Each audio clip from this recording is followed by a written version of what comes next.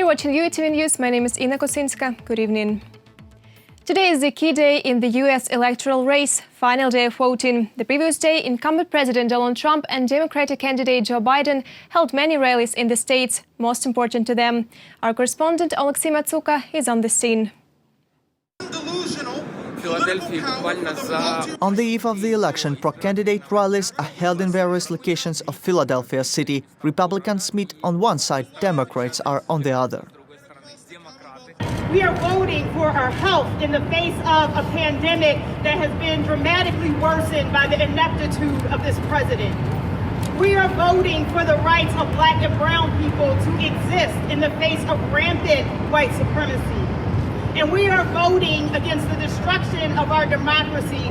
The opportunity to vote via post has been provided to all U.S. citizens during the pandemic and gained popularity shortly. President Donald Trump sharply criticizes the idea of the postal voting. He thinks it poses a danger of rigging of the election results.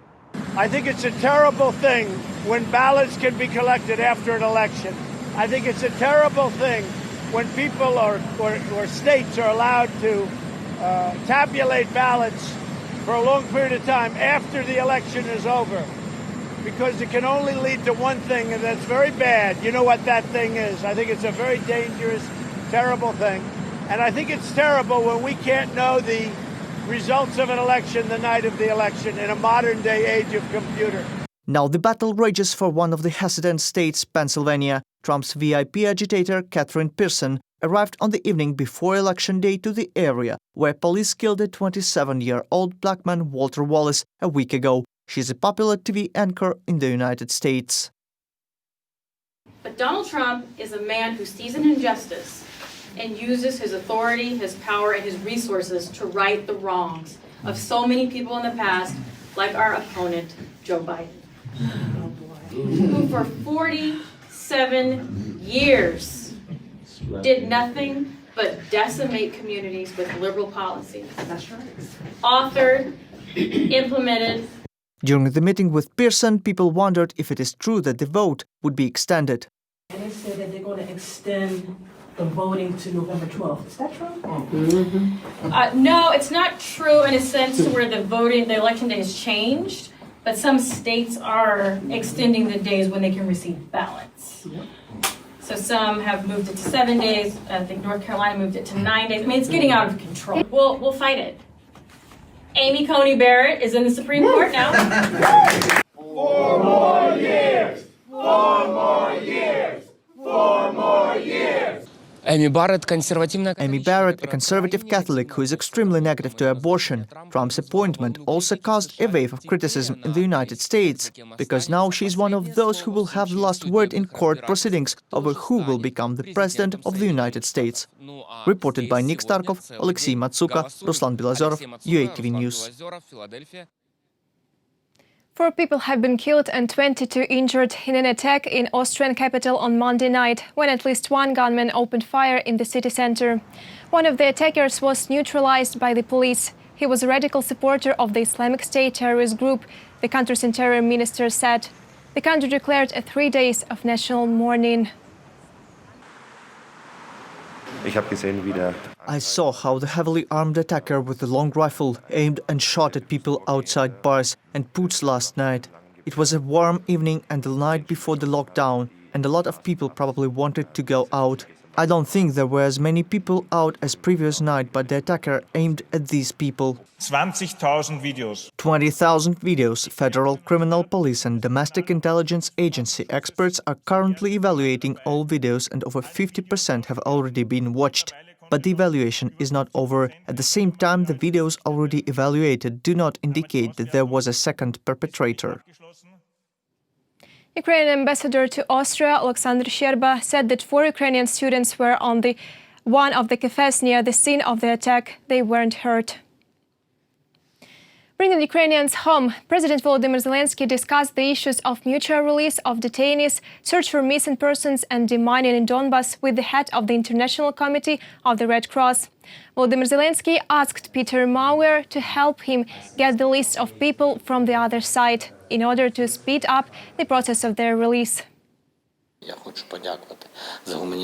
I want to thank you for the humanitarian aid, for constant humanitarian aid, especially now during the pandemic. I know that you are going to visit the company Water of Donbas, with the work of which the Red Cross also helps us a lot.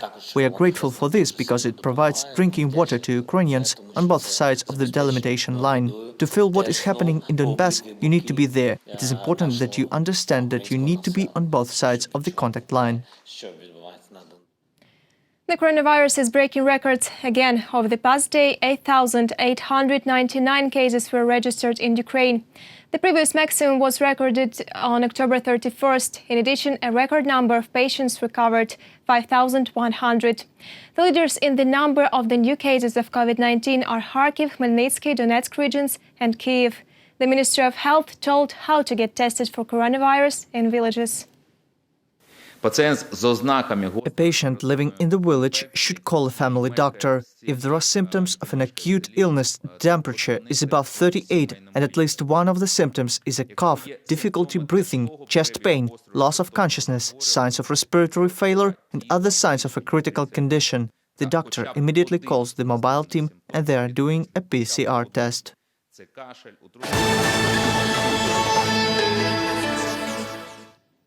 Mass collection of cones and acorns in the Luhansk region. Foresters ask local residents to bring these plants for sowing. Saplings will revive the burned-out forest. In early October, fire destroyed around 30,000 hectares of forest in the region.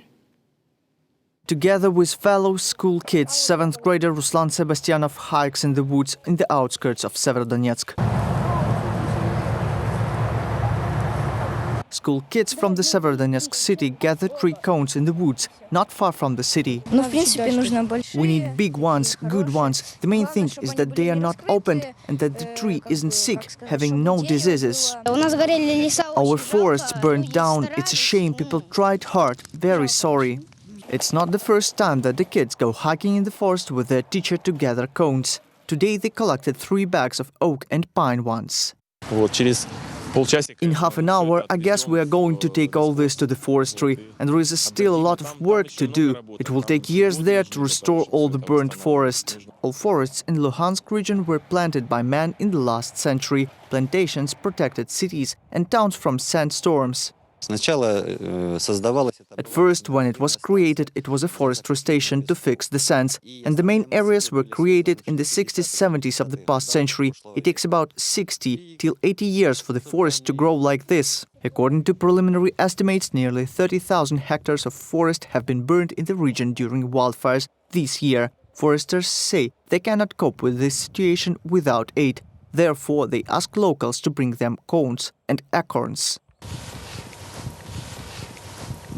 These ones that I'm showing now, they're so shiny without any visible damage or cracks, meaning this will be a good acorn from which you can get good planting material.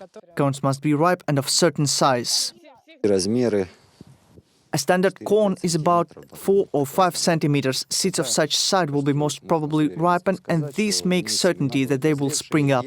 Every forestry has its own farm. Here they grow seeds and plants that activists bring to them. More than 10 kilograms of pine seeds were sown here in April. Next spring, workers will replant small trees. This will be enough to restore 70 hectares of forest. There are about 4,000 standard seedlings in this area. It has a growth point formed. This is a standard seedling.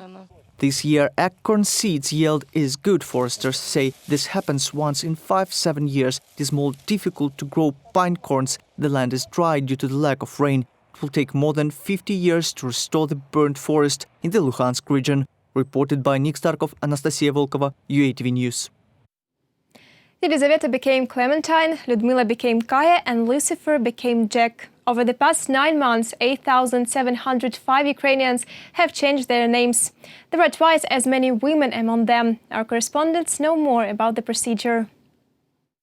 Diana's parents are Romanians who have moved to Ukraine a long time ago. They gave their daughter a traditional Romanian name, Doina. For as long as she can remember, the girl suffered from ridicule. What is that name? Who are you? Who called you that? I was very uncomfortable. I was very shy. I didn't know what to do with it. I was angry with my parents. Why they have given me this name? Everyone had normal names and they called me some strange name. After reaching adulthood, the girl decided to change her name. Thus, several years ago, she's chosen the name to Diana. Началась новая жизнь. A new life began, everything changed around me. Things became easier. I started communicating with people easier. Earlier, I was shy. Annually, about 10,000 people in Ukraine changed their names. This is the data by the Ministry of Justice. Women are twice as likely. Over the past 9 months, 5,866 women and 5,839 men have changed the data in their passports. Бувають досить такі цікаві. There happen to be quite interesting changes of surnames or names. For example, a woman changed her name from Tetiana to Taria. Olga changed her name from Olga to Lola, Olena to Lena. Olga Boroshko has been working in the registry office for over 10 years. She says Ukrainians are an original nation. Згідно українського законодавства, According to Ukrainian law, people can change their last names and first names to any other, so interesting incidents happen sometimes. The first thing I remember was the change of the last name to Darth Vader. People often change their names when moving to another country, says Olga. щоб, наприклад, ім'я було. For example, they choose names which sound better in Europe. Many people live. Well, of those that I can now remember, the name Vasil was changed to Laszlo and Anna to Anne. According to Ukrainian law, any adult can change the surname and first name. To do this, one should bring a passport and birth certificate to the registry office, as well as a marriage certificate or kids' birth certificates if available. This procedure will cost some 18 US cents. Якщо це повторно, In case one changes the name for the second or third time, the fee is about $2.